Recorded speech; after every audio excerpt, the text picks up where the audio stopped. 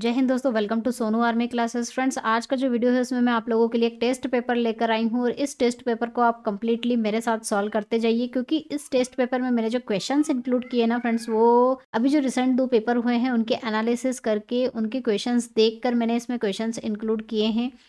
तो इसमें जो क्वेश्चंस है वो आने के ज़्यादा चांसेस है या फिर इससे रिलेटेड क्वेश्चन एग्जाम में आने के ज़्यादा चांसेस है। तो चलिए इस टेस्ट पेपर को हम स्टार्ट कर लेते हैं बिना किसी देरी के। और फ्रेंड्स, चैनल पर नए हो तो सब्सक्राइब कर लीजिए और वीडियो को लाइक करना ना भूलें और फ्रेंड्स लोगों के साथ शेयर भी कीजिए ताकि वो भी ये क्लासेस को अटेंड कर सकें। तो चलिए इस टेस्ट पेपर का क्वेश्चन नंबर फर्स्ट देख लेते हैं फ्रेंड्स। यक्षगान किस राज्य की प्रमुख नृत्य कला है? तो फ्रेंड्स, यहाँ पर जो नृत्य कला से रिलेटेड क्वेश्चन है, शास्त्रीय और लोक नृत्य कला दोनों से रिलेटेड क्वेश्चन पूछे जाते हैं। तो आपको जो फेमस नृत्य कला है राज्यों की, हमारे इंडिया की, वो याद होनी चाहिए। यहाँ पर यक्षगान का पूछा है, जो कि क्या है, एक लोक नृत्य है। और ये कहाँ का लोक नृत्य है फ्रेंड्स? कर्नाटक का। कर्नाटक राज्य का ये एक लोक नृत्य है। चलिए नेक्स्ट क्वेश्चन देख लेते हैं। शिव समुद्रम जलप्रपात भारत के किस राज्य में है? जलप्रपात से रिलेटेड एक क्वेश्चन अभी जो रिसेंट 2 पेपर है उसमें से एक पेपर में क्वेश्चन जलप्रपात से रिलेटेड आया था। तो जो जलप्रपात ज़्यादा नहीं है, फेमस जलप्रपात है, वो किस राज्य में है और कौन सी नदी पर है, वो आपको पता होना चाहिए। In which state of India Shiv Sundaram falls located? तो ये फ्रेंड्स कहाँ पर स्थित है? ये कर्नाटक पर स्थित है। और कर्नाटक में कौन सी नदी, कभी नदी का भी पूछ लिया जाता है, स्टेट भी पूछ लिया जाता है। तो यहाँ पर जो नदी है वो है कावेरी। कावेरी नदी पर ये जलप्रपात है कर्नाटक में। नेक्स्ट है, when is navy day celebrated? नौसेना दिवस कब मनाया जाता है? तो फ्रेंड्स, ये जो इम्पोर्टेंट डेज है ये भी पक्का पेपर में आते हैं। ये पेपर ही मैंने आप लोगों के लिए इस तरह से रेडी किया है कि जो भी रिसेंट 2 पेपर हैं उनके एनालिसिस मैंने करी है कि कौन कौन से क्वेश्चंस पूछे गए हैं और कौन कौन से इंपॉर्टेंट क्वेश्चंस हैं जिनके आने के चांसेस हैं। तो इस पेपर को आप लास्ट तक करिएगा, क्योंकि इसमें सारे इंपॉर्टेंट क्वेश्चंस ही मैंने इंक्लूड किए हैं। यहाँ पर नेवी डे पूछा गया है, अभी रिसेंट पेपर में आर्मी डे का पूछा गया था। ठीक है, आर्मी डे भी आपको याद होना चाहिए। नेवी डे कब मनाया जाता है? नौसेना दिवस 4 दिसंबर को। नेक्स्ट क्वेश्चन है, भारतीय संविधान में आपात उपबंधन का प्रावधान किस देश के संविधान से लिया गया है? The provision of emergency provision in the Indian constitution has been taken from the constitution of which country? ये जो फ्रेंड्स प्रावधान है, जरूरी जो प्रावधान है हमारे संविधान में जो लिए गए हैं, अलग अलग देशों से लिए गए हैं। तो इससे रिलेटेड एक पेपर भी अभी जो रिसेंट पेपर हुए उसमें आ चुका है। तो वो क्वेश्चंस तो मैंने ऑलरेडी आप लोगों को जो पेपर डिस्कस किए थे उसमें करवा दिए हैं। अगर आप वो जो रिसेंट पेपर 2 हो चुके उनको सॉल्व करना चाहते हो तो उनकी लिंक आपको मैं डिस्क्रिप्शन में दे दूँगी, वहाँ से आप उनको सॉल्व आउट कर सकते हैं। अभी जो मैंने क्वेश्चंस इंक्लूड किए हैं उनसे रिलेटेड ही है। तो ये यहाँ पर पूछा गया है कि जो हमारे संविधान में आपात उपबंध, मतलब आपातकालीन जो कंडीशन होती है उसका जो प्रावधान है वो किस देश से लिया गया है? तो फ्रेंड्स, ये कहाँ, कौन से स्टेट, कौन सी कंट्री से लिया गया है? जर्मनी से लिया गया है। नेक्स्ट क्वेश्चन है, हैदराबाद किस नदी के किनारे अवस्थित है? Hyderabad is situated on the bank of which river? तो फ्रेंड्स, यहाँ पर एक क्वेश्चन ये भी पूछा गया था, रिसेंट पेपर जो हो चुके हैं, कि नदी के किनारे बसे हुए जो नगर हैं वो पूछ सकते हैं। ये इम्पोर्टेंट है। यहाँ पर हैदराबाद किस नदी के किनारे पर स्थित है वो पूछा गया है। तो हैदराबाद कौन सी नदी पर स्थित है फ्रेंड्स? ये मूसी। तो फ्रेंड्स, ये थे हमारे जीके के 5 क्वेश्चंस। आप सभी को पता होगा कि एग्ज़ाम अभी जो रिसेंट हुई है उसमें 5 क्वेश्चन ही जीके के पूछे गए हैं और नेक्स्ट 5 क्वेश्चन हम करेंगे रीजनिंग के 5 क्वेश्चंस पूछे थे। तो हमारा जो 6 नंबर का क्वेश्चन है वो रीजनिंग है। यहाँ से रीजनिंग स्टार्ट हो जाएगी। रीजनिंग डिफ़िकल्ट नहीं पूछी गई थी, रीजनिंग ईजी थी। क्वेश्चन यहाँ पर सीरीज़ का, एक सीरीज़ का क्वेश्चन पक्का आता ही है। सीरीज़ है यहाँ पर 11, 13, 17, 25, 41 और नेक्स्ट टर्म पूछी है सीरीज़ की। तो कैसे हम फाइंड आउट करेंगे फ्रेंड्स? यहाँ पर रिलेशन 11 से हमें 13 कैसे मिल रहा है? अगर +2 करते हैं तो हमें 13 मिलता है। 13 से 17 कैसे मिला फ्रेंड्स? +4 करने पर। अब 17 में क्या प्लस करे कि 25 मिले, तो इसमें से इसको माइनस कर दीजिए तो वो टर्म आ जाएगी आपकी यहाँ पर। तो ये 8, इस तरह से अगर हम देखें तो 2, 4, 8, अगर नेक्स्ट टर्म 16 होगी तो यहाँ पर हमारी नेक्स्ट टर्म 41 आ जाएगी। उसके बाद 41 में आप 16 के बाद क्या ऐड कर सकते हो? 32। तो 41 में 32 अगर ऐड करेंगे, 2 + 1 3, 4 3 7, 73 हमारी जो आएगी नेक्स्ट टर्म आएगी। तो इसका राइट आंसर क्या होगा? Option C. सीरीज़ डिफ़िकल्ट नहीं है, इजी पूछते हैं। रीजनिंग लोगों ने शेयर करी है कि बहुत इजी थी, तो इस तरह से आप क्वेश्चंस इनके सीरीज़ के देख सकते हैं।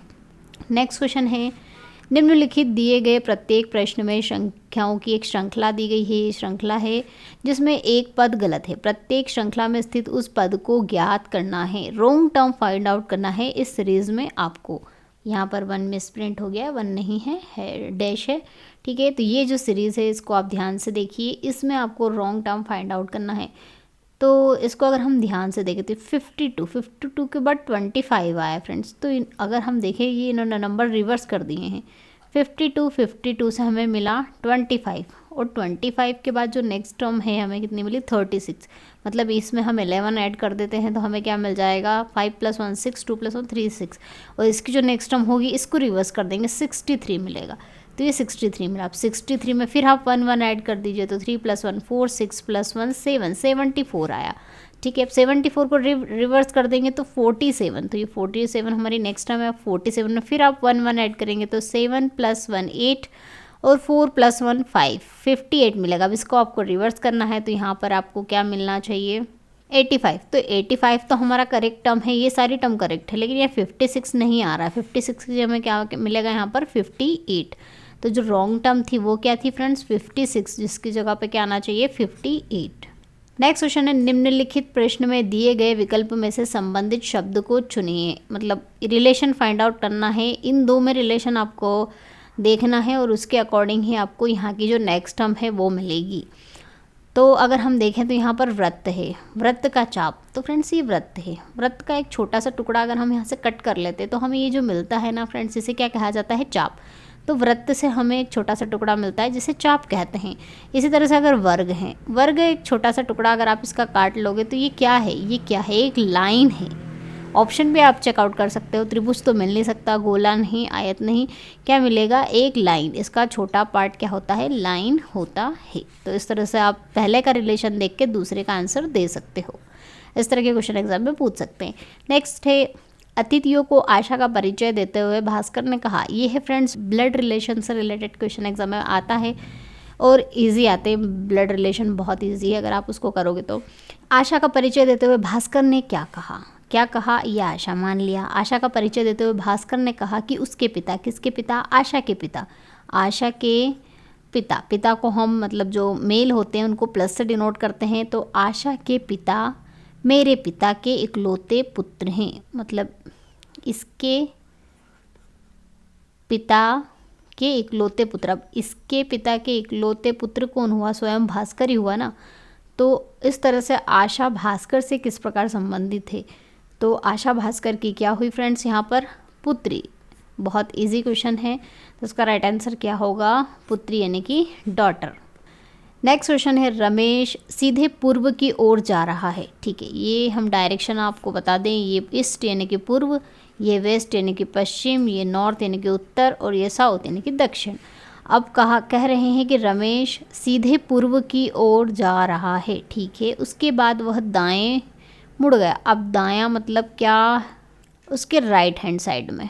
दायां मतलब उसका कहाँ? राइट में टर्न हो गया। तो इसका राइट कहाँ होगा? उसके राइट हैंड साइड में। तो राइट हैंड साइड में मुड़ गया और फिर उसके दाएं मुड़ गया।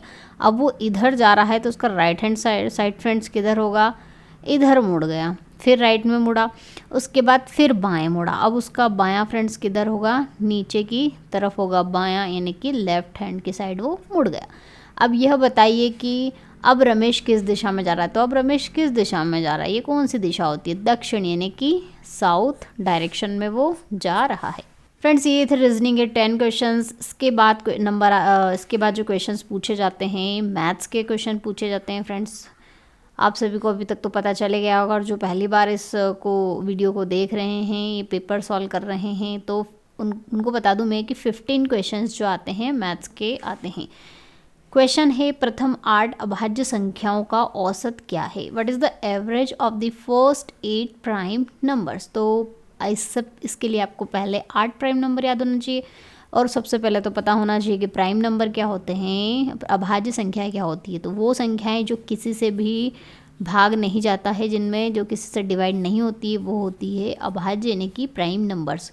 तो अगर हम बात करें तो एक सबसे छोटा जो प्राइम नंबर है, क्वेश्चन ये भी पूछ लिया जाता है, तो सबसे छोटा जो प्राइम नंबर है वो फ्रेंड्स कौन सा होता है? 2। उसके बाद 3 आता है, 4 तो डिवाइड हो जाता है, 5, उसके बाद 7, 9 भी डिवाइड हो जाता है, 11, 13, 17 और 19। इन्होंने 8 प्राइम नंबर है तो हमने 8 ले लिए। 1 2 3 4 5 6 7, ये 8 प्राइम नंबर है। इन 8 प्राइम नंबरों को औसत निकालना। औसत निकालना आप सभी को पता होगा कि जितने भी नंबर हैं उन सभी को हम क्या कर देते हैं, जोड़ देते हैं। तो ये मैंने सभी को ऐड कर दिया। और कितने नंबर है फ्रेंड्स, ये 8, उससे उसको डिवाइड कर दीजिए तो एवरेज यानी कि औसत निकल आता है। तो हम ऐड करेंगे तो कितना होगा, 17 + 3 20 और 13 + 7 ये भी 20 हो जाएगा। 17 + 3 यहाँ पे हमें मिल जाएगा 20 और 13 + 7 भी हमें मिल जाएगा यहाँ पर 20। और अब यहाँ पर क्या बचा, 11, 5 और 2। 5 + 2 कितना होगा, 7 और 7 और 11 कितना होगा, 18। 18 और 19, ये 18 और 19 इन सभी को ऐड कर देंगे हम तो कितना होगा, 7, 2 2 4 5 6 और 1 7, 77 इसका सब मिलेगा हमें फ्रेंड्स। तो ये हुआ 77 डिवाइड बाय 8, 8 से डिवाइड करेंगे तो 8 9 = 63, पॉइंट लगाएंगे, 8 6 = 48, 8 दूना 16 और 8 पंजी 40। तो इसकी जो वैल्यू एवरेज मिला वो कितना मिला, 9.625। चलिए नेक्स्ट क्वेश्चन देख लेते हैं फ्रेंड्स। यदि किसी धनराशि पर 5% वार्षिक ब्याज की दर से 3 वर्ष में चक्रवर्ती ब्याज और साधारण ब्याज का अंतर इतने रुपए हो तो धनराशि क्या होगी? If the difference between compound interest and simple interest on the sum of money is 3 in 3 years at 5% annum is 15.25, then what will be the sum? मतलब यहाँ पर सम पूछा है, पी पूछा हुआ। तो फ्रेंड्स कैसे करेंगे, यहाँ वो इन्होंने क्या कंडीशन देके रखी कि कंपाउंड इंटरेस्ट और सिंपल इंटरेस्ट का जो डिफरेंस है, तो compound interest minus simple interest, इन दोनों का डिफरेंस देके रखा है फ्रेंड्स कितना, 15.25। कंपाउंड इंटरेस्ट का फॉर्मूला आपको याद होना चाहिए, तो वो कितना होता है, वो होता है P × 1 + R डिवाइड बाय 100 की पावर n, -1 होता है तो -P लिख देती हूँ और यहाँ माइनस लगाएंगे। सिंपल इंटरेस्ट का आप सभी को याद होगा, P × R × T divide by 100। यहाँ से हम इसे सिंप्लीफाई कर लेते हैं फ्रेंड्स। क्वेश्चन को वैल्यू पुटअप कर देते हैं। R की वैल्यू 5 दे के रखी है, 100 कितने साल, n साल है यहाँ पर 3 साल के लिए, -P R की वैल्यू 5, समय 3 वर्ष डिवाइड बाय 100। इसको और सिंप्लीफाई करेंगे, 5 1 = 5, 5 2 = 10, 5 1 = 5, 5 2 = 10 और सिंप्लीफाई करेंगे तो P ये 21 का क्यूब डिवाइड बाय 20 का cube -P -3P divide by 20।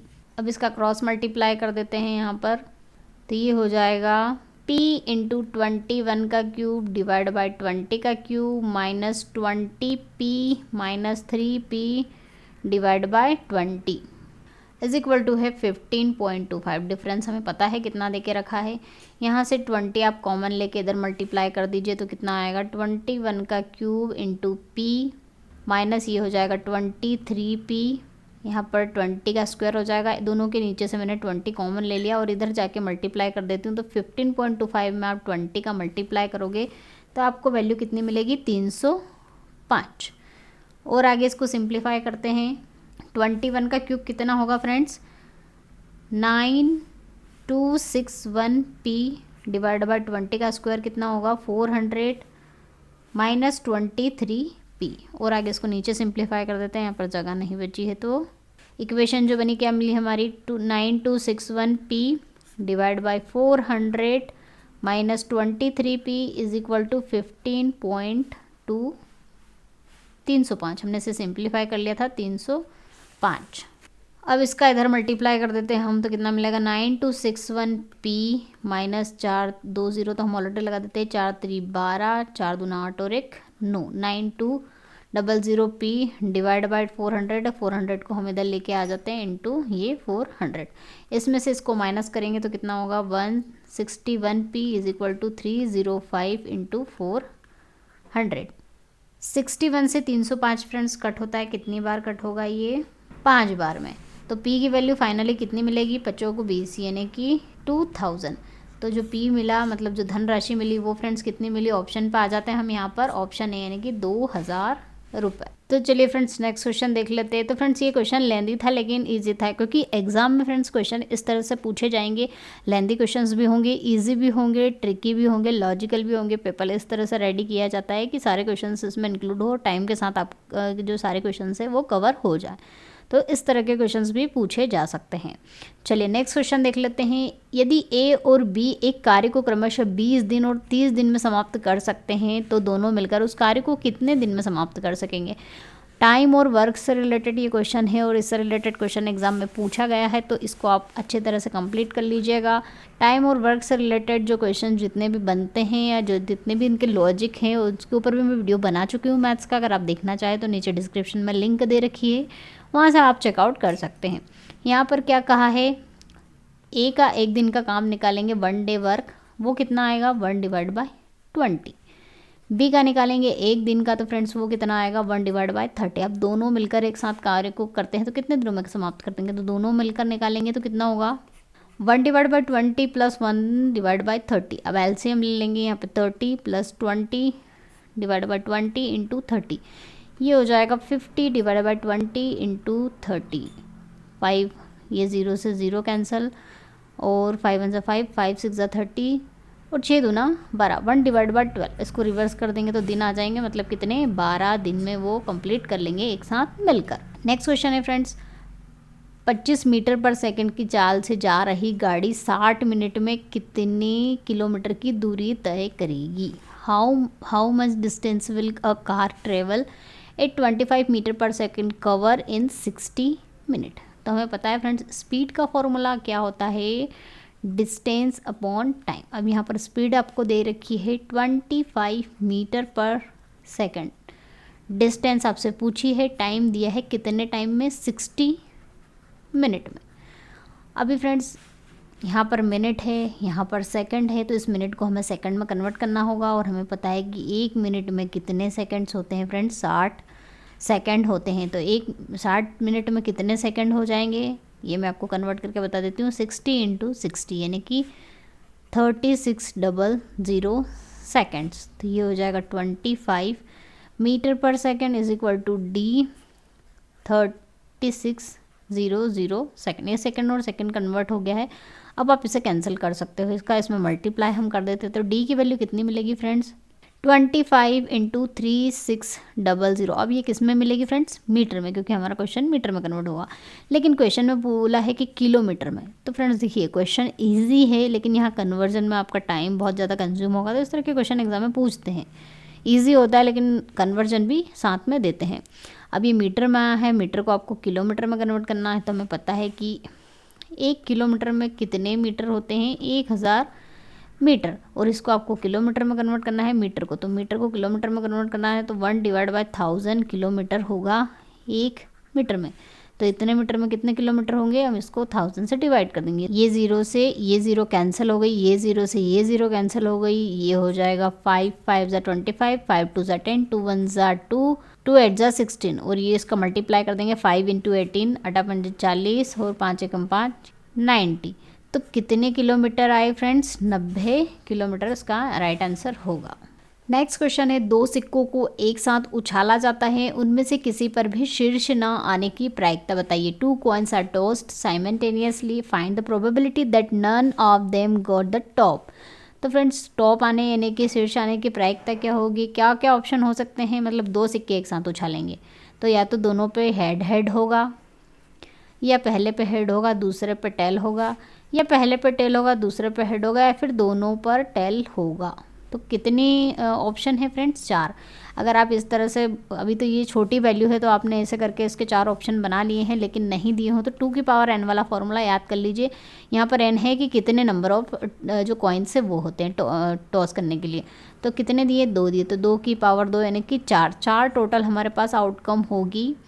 ठीक है, अब 4 में से हेड आने की जो प्रायिकता होगी वो कितनी होगी, तो ये थे टोटल आउटकम आने के हमारे तरीके की 2 की पावर n आपको करना है। तो टोटल हमारे पास कितने हैं 4 ऑप्शन हैं। हमें पता है फ्रेंड्स कि प्रोबेबिलिटी क्या होती है, प्रायिकता क्या होती है कि जो आपका टोटल आउटकम है टोटल में से आपको जो डिज़ायर है, जो आपको चाहिए वो आउटकम, ये होती है प्रोबेबिलिटी। अब टोटल हमारे पास कितने ऑप्शन है फ्रेंड्स, इसमें से 4 ऑप्शन है, क्योंकि 2 सिक्कों को उछाला जा रहा है, उनका कॉम्बिनेशन इस तरह से ही बन सकता है। तो टोटल हमारे पास 4 है। अब इन्होंने कहा कि उनमें से किसी पर भी शीर्ष न आने की प्रायिकता बताइए। तो इन ऑप्शनों को अगर हम फ्रेंड्स ध्यान से देखें तो शीर्ष यानी कि क्या पूछा है इन्होंने, टॉप यानी कि हेड भी हो सकता है।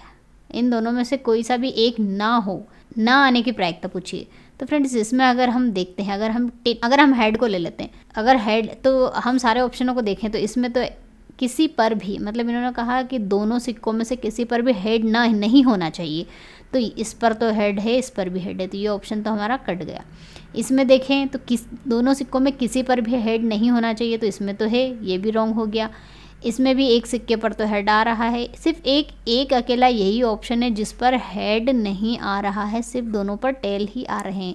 तो 4 आउटकम में से एक ही आउटकम ऐसा है जिस पर क्या होगा, बिल्कुल भी शीर्ष नहीं आएगा, हेड नहीं आएगा। तो हमारी प्रोबेबिलिटी क्या होगी, टोटल में से कितना है, उसमें सिर्फ एक ही ऐसा जो केस बन रहा है जिसमें जो टेल है, जो हेड है, टॉप है, वो नहीं आएगा। तो इसकी प्रोबेबिलिटी फ्रेंड्स क्या होगी, 1/4। तो इसका राइट आंसर होगा ऑप्शन सी। इस क्वेश्चन को आपको ध्यान से करना है, IMP क्वेश्चन है।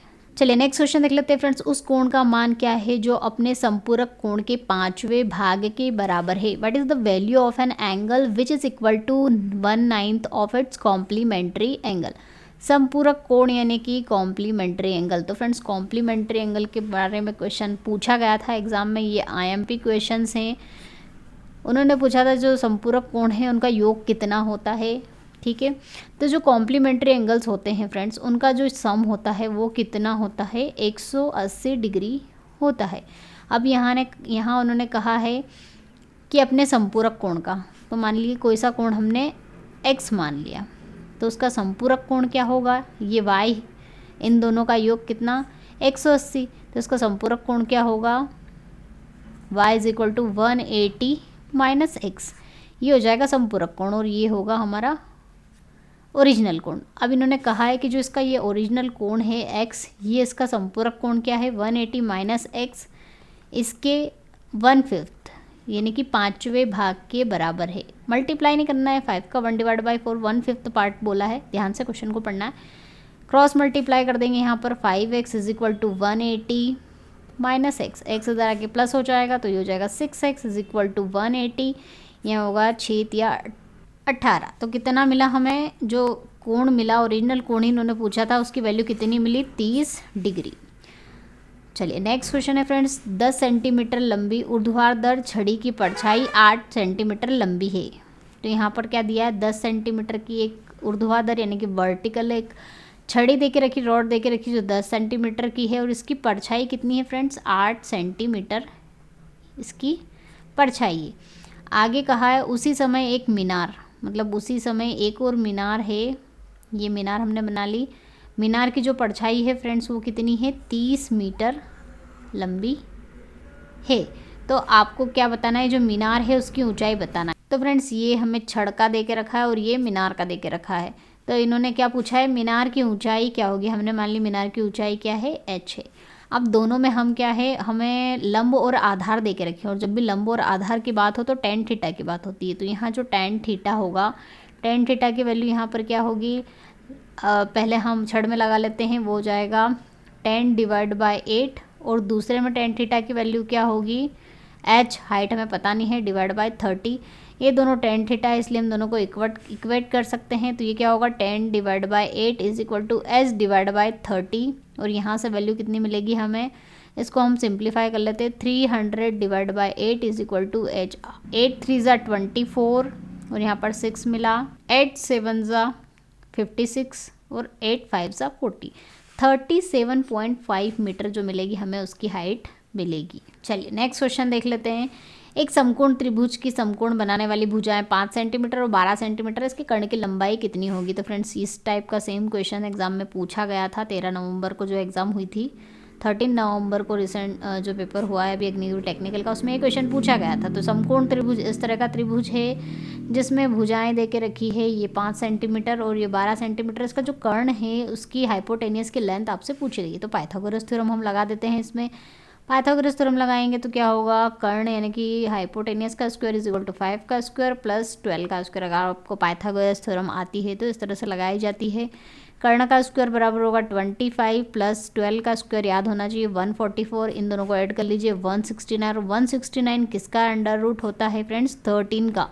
तो कर्ण की जो वैल्यू मिलेगी कितनी मिलेगी, 13 सेंटीमीटर। तो इसका राइट आंसर होगा ऑप्शन है। सेम क्वेश्चन पूछा गया था, आई थिंक वैल्यू भी ये सेम है या फिर चेंज कर दी गई, वैल्यू चेंज कर सकते हैं। तो इस तरह का क्वेश्चन आपको याद रखना है, बहुत ईजी क्वेश्चन था। नेक्स्ट क्वेश्चन है, एक घन का आयतन 512 घन सेंटीमीटर है, इसके विकर्ण की लंबाई बताइए। ये क्वेश्चन भी पूछा गया था अभी रिसेंट एग्जाम में। फ्रेंड्स ये पेपर ही मैंने इस तरह से बनाया है कि जो रिसेंट एग्जाम हुए हैं उसके क्वेश्चंस इंक्लूड नहीं किए हैं, उससे रिलेटेड क्वेश्चंस ही मैंने इसमें इंक्लूड किए हैं। तो इस पेपर को आपको ध्यान से करना है। अब हमें पता है घन का आयतन क्या, अगर भुजा ए है तो उसका फॉर्मूला होता है ए क्यूब। वो कितना दे के रखा है, 512। तो यहाँ से ए की वैल्यू निकल जाएगी। और 512 फ्रेंड्स किसका ये होता है 8 की पावर 3। 8 8 जा 64, और 64 में फिर 8 का मल्टीप्लाई करेंगे तो 512 आपको मिलेगा। तो ये यहाँ से हमें भुजा मिल जाएगी ए 8। अब इन्होंने कहा विकर्ण की लंबाई। विकर्ण की लंबाई का फॉर्मूला याद कर लीजिए, क्या होता है, भुजा इंटू अंडर रूट 3। ये होता है किसका, घन के विकर्ण की लंबाई का फॉर्मूला। तो यहाँ पर भुजा कितनी दे निकाल ली हमने, 8 और अंडर रूट 3। तो इसका राइट आंसर फ्रेंड्स क्या हुआ, 8 अंडर रूट 3 सेंटीमीटर। फॉर्मूला याद होगा तो आप क्वेश्चन कर पाएंगे ना, अदरवाइज नहीं कर पाएंगे। नेक्स्ट क्वेश्चन है, माध्य, माध्यिका और बहुलक में निम्नलिखित में से कौन सा संबंध है, the relation between mean, median and mod. Friends ये जो क्वेश्चन है स्टैटिक का क्वेश्चन है, और स्टैटिक के क्वेश्चन वैसे ज़्यादा एग्जाम में पूछे नहीं जाते हैं, और पूछे भी जाते हैं तो या तो मीडियन निकालने के लिए आएगा या मीन निकालने के लिए पूछ लेंगे। सिंपल क्वेश्चन पूछेंगे, या फिर इस तरह से थ्योरी से रिलेटेड क्वेश्चन भी पूछा जा सकता है। तो ये स्टैटिक का थ्योरी से रिलेटेड बहुत आईएमपी क्वेश्चन है। ये रिलेशन आपको याद रखना है। तो इनमें क्या रिलेशन है ये आपको सिर्फ याद ही रखना है। वो होता है कि जो बहुलक होता है वो 3 इंटू माध्यिका माइनस 2 इंटू माध्य, ये रिलेशन होता है इसमें, ये आपको याद रखना है। यानी कि mode is equal to 3 into median minus 2 into mean. English में यहाँ पर ऑप्शन नहीं दिए हैं तो ये इंग्लिश में रिलेशन होता है, आप याद कर लीजिए। चलिए नेक्स्ट क्वेश्चन है, समीकरण देके रखी है, एक क्वाड्रेटिक इक्वेशन है, इसके आपको मूल ज्ञात करना है, रूट्स फाइंड आउट करना है। ये क्वेश्चन इस जो क्वाड्रेटिक इक्वेशन में रूट्स फाइंड आउट करना है, क्वेश्चन एग्जाम में आया था।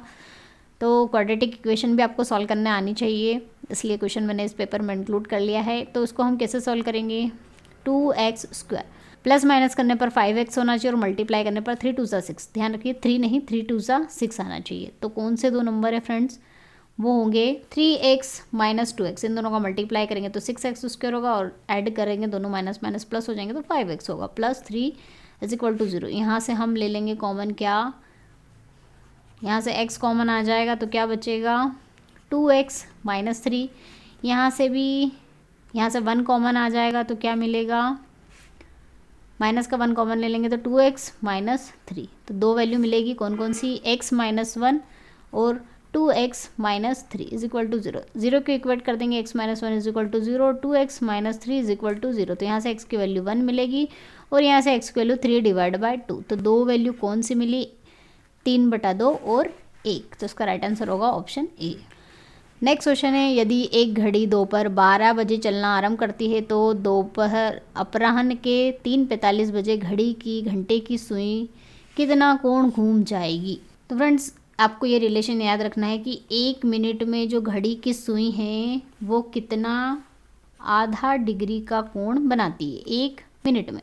अब 12 बजे से उसने चलना प्रारंभ किया था, तो 12 से 1 फिर 2 और 3 45 तक वो चली। तो हमें सबसे पहले ये कितने घंटे हुए यहाँ पर, 1 2 3 तो घंटे और 45 मिनट, 3 घंटे 45 मिनट का टाइम हुआ है। तो 1 घंटे में कितने 60 मिनट, तो 3 घंटे में कितने होंगे 180 मिनट, और इसमें आपको 45 मिनट और जोड़ देना है। तो टोटल मिनट आ जाएंगे यहाँ 12 से 3:45 तक कितने होंगे, ये 5 और 18 19 20 21 22 225 मिनट होंगे।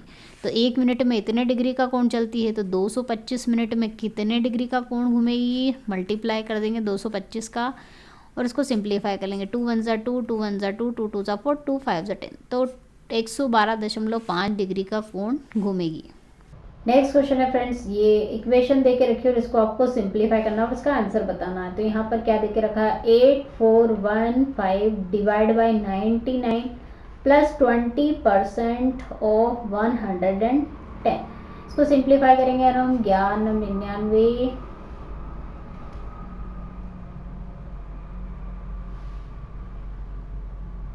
11 7 जा 77, 11 6 जा 66, 11 5 जा 55। अब ये हो जाएगा 9 8 जा 72, 9 5 जा 45। ये मिला हमें यहाँ पर 85, 25% भी हम इसका निकाल लेते हैं 110 का। तो ये हो जाएगा 0 से 0 कैंसिल, या फिर आप ऐसे भी सोल्व कर सकते हो, 25 से कम 25, 25 चौक 100, 4 दूना 8, 4 7 28 और 4 5 20, 27.5 इसमें ऐड हो जाएगा। तो कितना मिलेगा, ये 0.5, 7 5 12, 2 कैरी 1, 8 और 2 10 और 1 11, 112.5 इसका राइट आंसर होगा। तो फ्रेंड्स ये इक्वेशन आपको सॉल्व करना आनी चाहिए, इजी है, कुछ नहीं सिंप्लीफाई करना है, बस सिंप्लीफिकेशन में मिस्टेक हो सकती है। चलिए नेक्स्ट क्वेश्चन देख लेते हैं। ये आपको अवकलन करना है, इसका डिफरेंशिएशन। फ्रेंड्स डिफरेंशिएशन से रिलेटेड क्वेश्चंस भी मैंने पेपर में इंक्लूड कर दिए हैं और फ्रेंड्स मैं इसलिए पेपर में क्वेश्चन डाल रही हूँ, इनके आने के चांसेस कम है, लेकिन अगर आप इनको सिंप्लीफाई कर लोगे और एग्जाम में गलती से बाई चांस डिफरेंशिएशन के क्वेश्चंस, क्योंकि हमारे सिलेबस में दिया है और अगर आ गया तो फिर आपका क्वेश्चन छूट जाएगा, इजी से इजी क्वेश्चन भी आप छोड़ के आ सकते हो। इसलिए मैं थोड़ा सा जो ये क्वेश्चन है डिफरेंशिएशन के वो पेपर में डालती रहूँगी। इसी तरह से नेक्स्ट क्वेश्चन लिमिट का है, ये और ये इस तरह के क्वेश्चन एग्जाम में बहुत कम आते हैं, लेकिन आपको प्रैक्टिस होना चाहिए, इसलिए मैं प्रैक्टिस कराते रहूँगी बीच बीच में आपको। डिफरेंशिएशन कैसे करते हैं फ्रेंड्स, एक्स की पावर एन का जो डिफरेंशिएशन का फॉर्मूला है कॉपी में नोट कर लीजिए। वो होता है पावर आगे आ जाती है और एक पावर उसमें से माइनस हो जाती है, उसका डिफरेंशिएशन होता है। अब x की पावर 2 क्या होगा, 2 पावर आगे आ जाएगी, 2 माइनस 1 कितना होगा 1। और ये x है, x का क्या होता है, मतलब एक सिंपल एक ही नंबर है, कांस्टेंट नहीं है, ये वेरिएबल है जिसके रिस्पेक्ट में हम डिफरेंशिएशन कर रहे हैं, तो इसकी वैल्यू क्या होती है हमेशा 1 की हो जाएगा 1। तो वैल्यू कितनी मिली 2x प्लस 1, उसका राइट आंसर होगा ऑप्शन ए। बहुत ईजी, अगर आप नहीं पढ़ोगे डिफरेंशिएशन छोड़ के चले जाओगे एग्जाम में और ईजी क्वेश्चन आ जाएगा तो आपके मार्क्स चले जाएंगे। चलिए नेक्स्ट क्वेश्चन भी इसी तरह से लिमिट का मैंने इंक्लूड कर लिया है। लिमिट 10x की वैल्यू पूछी है जब लिमिट आपको 0 दे के रखी। फॉर्मूला नोट कर लीजिए कॉपी में, ये फॉर्मूला होता है, इसकी वैल्यू कितनी होती है फ्रेंड्स 0 होती है, एक फॉर्मूला ही है लिमिट का, इसलिए कभी कभी फॉर्मूले भी पूछ लिए जाते हैं। तो इसका राइट आंसर क्या होगा ऑप्शन ए। तो फ्रेंड्स ये जो टेस्ट पेपर है मैं आज यहीं तक सॉल्व करूँगी। 25 क्वेश्चन ही मैंने इस टेस्ट पेपर के आज आप लोगों को सॉल्व करवाए हैं। इसके जो नेक्स्ट 25 क्वेश्चन है मैं आपको नेक्स्ट वीडियो में सॉल्व करवाऊंगी, क्योंकि फ्रेंड्स वीडियो बहुत ज़्यादा लंबा हो जाता है, इसलिए जो नेक्स्ट 25 क्वेश्चन है आपको नेक्स्ट वीडियो में मिलेंगे। तो जल्दी से वीडियो को लाइक शेयर ज़रूर कर दीजिए और चैनल पर नए हो तो सब्सक्राइब भी कर दीजिए और नोटिफिकेशन बेल को भी प्रेस कर दीजिए ताकि जो लेटेस्ट अपडेट है वो आपको मिलती रहे। तो मिलते हैं इस पेपर के नेक्स्ट पार्ट के साथ नेक्स्ट वीडियो में, तब तक के लिए जय हिंद, जय भारत, वंदे मातरम।